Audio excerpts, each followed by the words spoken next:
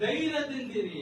ಯಾಕಂದ್ರೆ ಯೇಸು ಸ್ವಾಮಿ ಮರಣವನ್ನು ಜಯಿಸಿದ್ದಾರೆ. ಯಾಕಂದ್ರೆ ಪಾಪವನ್ನು ಜಯಿಸಿದ್ದಾರೆ. ನಮ್ಗೆ ಆ ಒಂದು ಸಮಾಧಾನ ಕೊಡಕ್ಕೆ ಇವತ್ತು ಪುನರುತ್ಥಾನ ಹೊಂದಿದ್ದಾರೆ. ಆ ಒಂದು ನಿತ್ಯ ಜೀವ ಕೊಡಕ್ಕೆ ಪುನರುತ್ಥಾನ ಹೊಂದಿದ್ದಾರೆ. ಆ ಒಂದು ಅಭಿವೃದ್ಧಿ ಕೊಡಕ್ಕೆ ಪುನರುತ್ಥಾನ ಹೊಂದಿದ್ದಾರೆ. ಯಾವ ಶತ್ರುನು, ಯಾವ ಒಂದು ಸೈತಾನನು ನಮ್ಗೆ ಏನು ಮಾಡಕ್ಕಾಗಲ್ಲ. ಯಾಕಂದ್ರೆ ನನ್ನ ಬಳಿ ಈ ಪುನರುತ್ಥಾನ ಹೊಂದಿರುವ ಯೇಸು ಸ್ವಾಮಿ ಇದ್ದಾರೆ. ಈ ಪುನರುತ್ಥಾನ ಹೊಂದಿರುವ ಯೇಸು ಸ್ವಾಮಿ ನನ್ನ ಬಳಿ ಇದ್ದಾಗ ಯಾರು ಈ ಲೋಕದಲ್ಲಿ ಯಾವ ಒಂದು ಸೈತಾನದ ಕಾರ್ಯ ಏನು ಮಾಡಕ್ಕಾಗಲ್ಲ, ಏನು ಮಾಡಕ್ಕ. They are all under my feet. ಯಾಕಂದ್ರೆ ಯೇಸು ಸ್ವಾಮಿ ಎತ್ತಿದ್ದಾರೆ.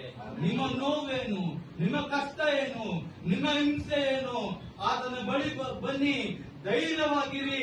ಆತನು ಎಲ್ಲ ಜಯಿಸಿದ್ದಾನೆ. ಇನ್ನೂ ಜಯಿಸಿ ನಿಮ್ಗೆ ಏನ್ ಮಾಡ್ತಾನೆ? ಆಶೀರ್ವಾದ ಮಾಡ್ತಾನೆ.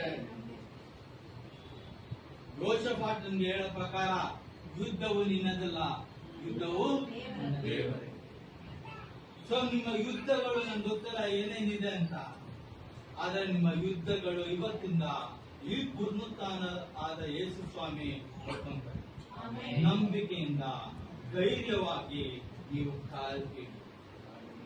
ನಿಮ್ಗೇನೇ ಯೋಚನೆ ಇರ್ಬೋದು, ನಿಮ್ಗೇನೇ ಆಲೋಚನೆ ಇರ್ಬೋದು, ಮುಂದೆ ಹೆಂಗಪ್ಪ, ಮುಂದೆ ನಾನು ಈ ಬೆಂಗಳೂರಲ್ಲಿ ಹೆಂಗಿರೋದು, ನಂಗೆ ಯಾವ್ದು ದಿಕ್ಕು